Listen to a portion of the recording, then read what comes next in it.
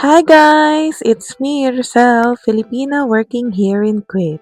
So for this vlog, I just want to share my Thailand trip last November 2025. So in immigration guys, they are checking only for your passport, hotel booking, exit permit, and for us Filipino passport holder, no need for visa. When the time that I came in airport, there is no line also guys. So no hassle. That time guys, stress talaga ang lola nyo kasi talagang hindi ko alam kung matutuloy ako or hindi. Kasi iniisip ko 3 days, what I will do on that 3 days. But still, tumuloy pa din tayo. At ayan yung food guys na sinerve nila. So masarap naman. From Kuwait to Thailand, guys, it takes 6 hours. Landed na kami neto, guys. At ayan, waiting. Sobrang smooth lang ng biyahe, guys.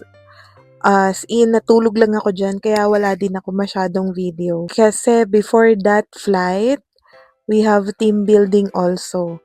That's why I'm too much tired. But still, kinaya. So, ayan, nakalabas na tayo ng airplane. Welcome to Thailand! Sawadee ka! Too much excited that time, guys. Sa labas na tayo ng airport. Hindi ako nasundo ng mga friend ko since nasa Pattaya pa sila that time. Ayun, I miss Pattaya, guys. Kasi nakaschedule sila ng time na to sa Pattaya. So, I will meet them only in the hotel. They booked me Grab car so I can be there in our hotel so I can take rest because gabi pa sila niyan makakarating guys. So nakarating ako dyan around 3 o'clock I think. So yung weather is same like Philippines only guys. Even the structures and all, para ka lang talagang nasa Pinas guys. Going to our hotel guys, I think it takes almost 1 hour and 30 minutes.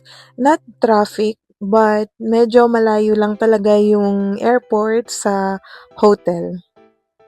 Ang struggle ko lang talaga guys is yung mag-withdraw ng pera. Naka-Visa card naman yung gamit ko pero in their ATM machine, hindi siya nagana guys. So ayun, I need to wait for my friends para i-explore ang Thailand. At ayun, natulog muna ang Eabab. So this is the lobby of the hotel that we book. And this hotel is very nice also guys.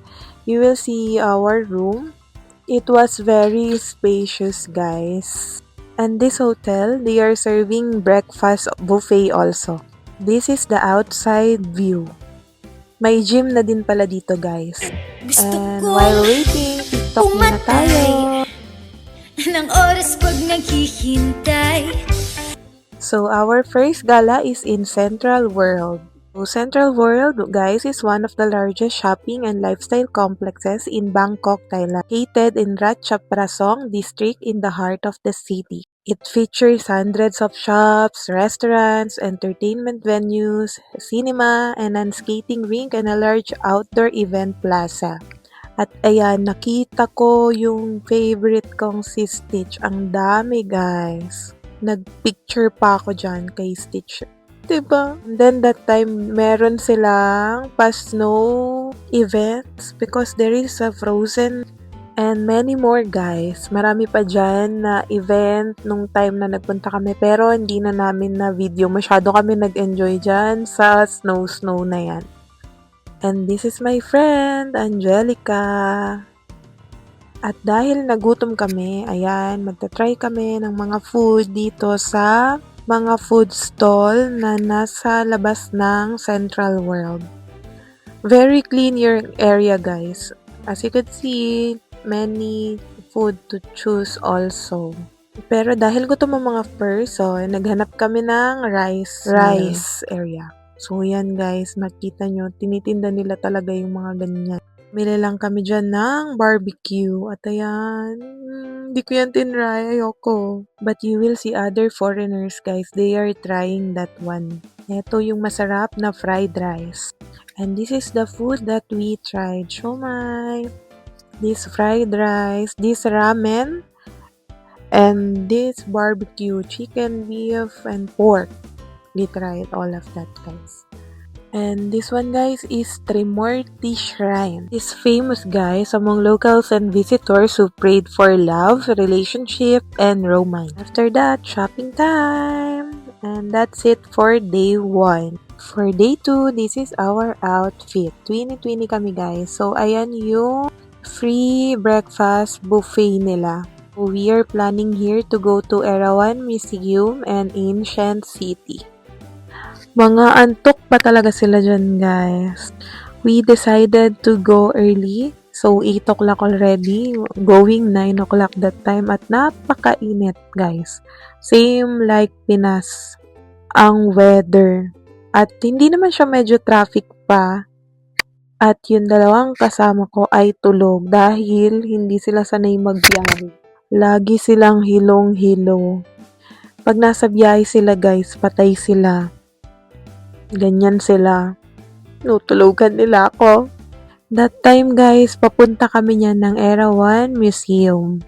Ang Erawan Museum, guys, is famous museum in Samut Prakan. It's giant three-headed elephant statue, one of Thailand's most recognizable landmarks. The elephant stands about 43.6 meters high and it contains museum exhibits inside. And you will see it later in the video, guys. Really amazing. And tanan! Ayan siya, guys. Laki, diba? And of course, hindi mawawala ang picture.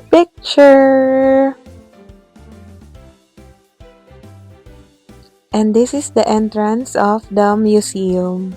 Very nice ng design inside, guys. This is one of the exhibit inside. After namin umikot dyan, guys, pumani kami sa taas and then bumaba na. And after that, we went in Ancient City. We went here in the one that they are calling Old Market. Napaka-aesthetic niya, guys. At ito naman yung isa sa mga temple na vinisit namin. Ang laki, guys. Ang daming temple sa loob niya. Mapapawaw ka na lang paano talaga nila to dinesign.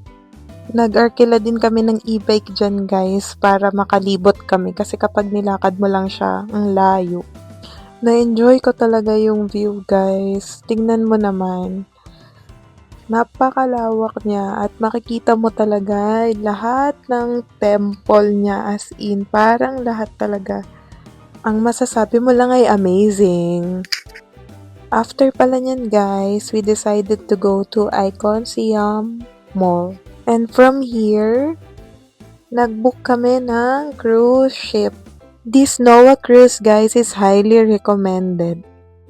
Ang ganda ng vibes niya, guys. Ito, guys, is free buffet din siya. Matitikman mo lahat ng klase ng food dito. Filipino food, Indian food, Chinese, Japanese, all in na talaga siya. So, ayan. Nag-start na silang kumuha. Unlimited siya, guys. So, kuha lang ng kuha. I think tigda 2 plate yata kami neto. At mabilis ang serving nila, guys. Kapag may naubos, nire-refill agad nila para dire-diretso ang pila ng mga tao. Ayan, iba-ibang nationality yan, guys. If you want to visit Thailand, you should try also this. And it's really worth it talaga siya. At ang food, excellent. Masarap talaga lahat, guys. This is the food we got. Saya siya, diba? Saya-saya nyo dyan. Ayan, more on seafood, pasta. Ito pa isa. Hindi ko alam kung masaya siya. At eto, na-amaze talaga ako dito sa lalaking to. Thai siya, pero kaya niyang kantahin yung Tagalog songs na para bang Filipino siya. Maririnig niyo yan, guys. So, syempre, hindi mawawala ang exposure ng aking magagandang kaibigan. Nasaan may ito ang pangarap ko. Makuha mo ba kayang ako'y akan ay yakapin?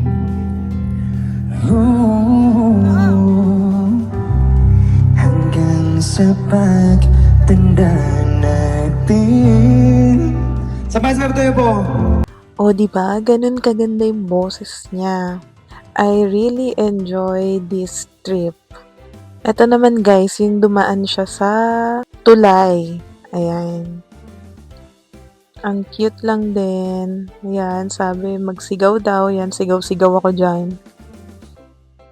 Very nice.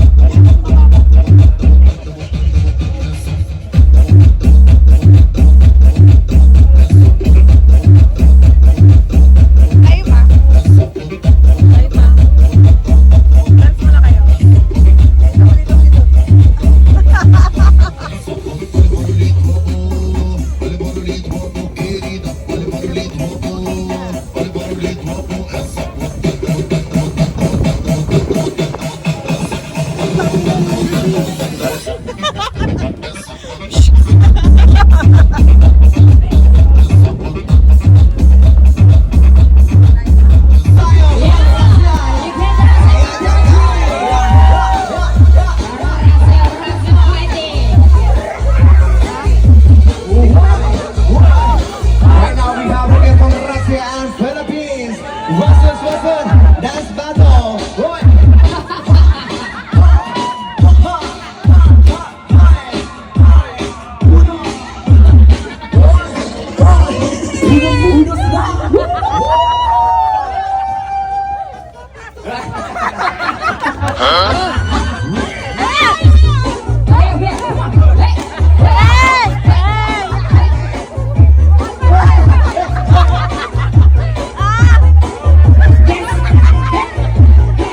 Your turn, come on, your turn.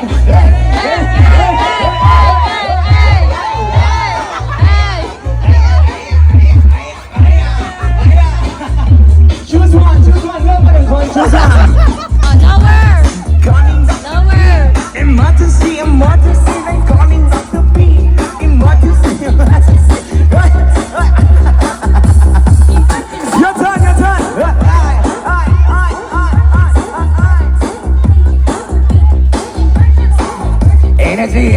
Energy, boy, energy. Yeah. 1, 2. And that's it guys. Now we are going here to airport. Napakaiksi lang ng nagawa natin. So, ang plan is bumalik ng Thailand. I don't know when, but we are planning para mapuntahan naman natin yung ibang lugar na hindi natin napuntahan. Since 3 days nga lang tayo guys, babalik talaga ako, promise. So that's it for this vlog guys. Hope you enjoy watching. Just don't forget to like and subscribe. Thank you. Bye.